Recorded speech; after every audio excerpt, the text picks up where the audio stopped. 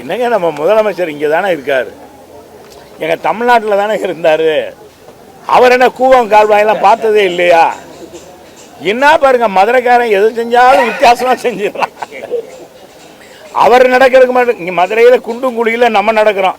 இந்த சாலையில் நம்ம மதுரையில் பார்த்தீங்கன்னா எங்கே பார்த்தாலும் சாக்கடைகளும் இது போயிட்டுருக்கு. என்ன பாருங்க, நம்ம முதலமைச்சர் வர்றது மட்டும் அது காரில் வர்றாருல்ல, காரில் தான் வர்றாரு. அது விலை உயர்ந்த காரு. அந்த காரு கூட மேடு பண்ண ஏறக்கூடாதுன்றக்கா ரோடு போட்டிருக்கான், புது சாலை. ஆனால் மதுரையில் வரி கட்டியிருக்கோம், வரிக்கு மேல் வரி மாநகராட்சி போட்டிருக்கு. நடந்தால் கூட வரி போடாத ஒரே மாநகராட்சி தான். நடந்தால் கூட சாலை வரி, அடுத்த தப்பி தவறி இந்த ஆட்சியெலாம் வந்துச்சுன்னா சாலை வரியே போட்டுருவாங்க. அந்த அளவுக்கு அத்தனை வரியும் போட்டிருக்கு. ஆனால் மாநகராட்சி மக்களுக்கு ஒன்றும் செய்யலை. ரோடு அவர் வர்றதுக்கு நடக்கிறதுக்கு சொகுசாக வரணுமா, நம்ம முதலமைச்சர் வரணும்னு புது சாலை.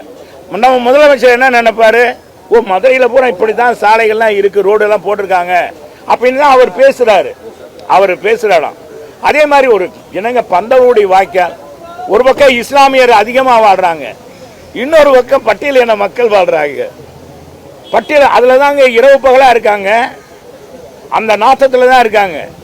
எங்களை கேட்குறாங்க. ஒருத்தர் கூட என்னை கூட வஞ்சிருந்தார், திமுக சகோதரர். நான் அந்த பந்தவூடி வாய்க்காலை போட்டிருந்தேன்.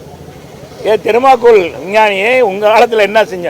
எங்கள் காலத்தில் அந்த சாக்கடையை அந்த சாக்கடை தண்ணியெல்லாம் உறிஞ்சி அந்த எம்எம் லாட்ஜ் பக்கத்துலேயே மீனாட்சி காலேஜ் அருகாமையிலேயே 2.5 கோடி ரூபாயில் ரீப்ராசஸ் பண்ணி அந்த சாக்கடையே தேங்காத அளவுக்கு, அந்த மக்களுக்கு எப்போவும் தான் சாக்கடை தேங்காத அளவுக்கு மழை நீர் மட்டும் வந்தால் அது போயிடும், மற்ற அந்த சாக்கடையே வகையில் கலக்காத அளவுக்கு நாங்கள் அதை தடுப்பு செய்து அந்த மிஷின்லாம் போட்டு பரிச்சாத்த முறையில் நடக்க வேண்டிய சூழ்நிலையில் ஆட்சி மாற்றம் ஏற்பட்டுச்சு.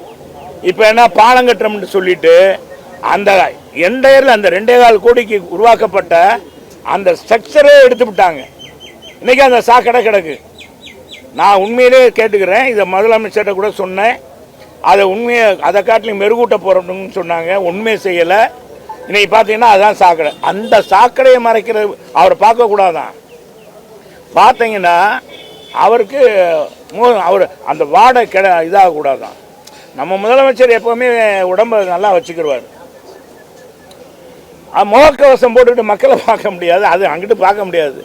அந்த நாற்றம் எடுக்குன்னு சொல்கிறதுக்காக அலங்கார தோரணம் கட்டினாங்க பட்டினாங்க. எத்தனை கிலோமீட்டர் அப்பா! அது அங்கே இருக்க விடுதலை சிறுத்தைகள் போராட்டம் பண்ணி ஆர்ப்பாட்டம் பண்ணி, ஏண்டா நாங்கள் இதில் தான் வாழ்கிறோம் இரவு பகலாம். ஏன்னா முதலமைச்சர் ஒரு 2 நிமிஷம் கூட, ஒரு 2 நிமிஷம் ஆகுமா அது கிடக்கிறதுக்கு. இவர் எம்எஸ் பாண்டி கூட அங்கே தான் இருந்தார். இப்போ தான் பனங்காடிக்கு போயிட்டார். கவுன்சிலராக அந்த பகுதியில் இருந்தார் அவர். நீங்கள் அந்த பகுதியில் அது பாதி போயிடுச்சு, இஸ்லாமிய பகுதிக்கு அவர். ஆனால் பார்த்தீங்கன்னா அதை கடக்கிறதுக்கு இவ்வளோ துணி கட்டுறீங்க நீங்கள், இவ்வளவு சிரத்தை எடுக்கிற நம்ம மாவட்ட ஆட்சித்தலைவர். அதுலேயும் ஒரு போடு போட்டார் பாருங்க. அதை யார் கட்டினாங்களோ மீது நடவடிக்கை எடுக்க. எப்பா, நம்ம மாவட்ட ஆட்சியாளர் மாதிரி நான் ஒரு ஆளை பார்த்ததே இல்லை இதுவரைக்கும். இப்படிப்பட்ட ஒரு மாவட்ட ஆட்சித்தலைவர் மதுரைக்கு கிடைத்திருக்கார், அது திமுகவுக்கு கிடைத்திருக்கார். ரொம்ப நன்றி. பிளே ஸ்டோர் மற்றும் ஆப் ஸ்டோரில் இருந்து பாலிமர் செயலியை QR கோடு மூலம் பதிவிறக்கம் செய்யுங்கள். செய்திகளை உடனுக்குடன் பெறுங்கள்.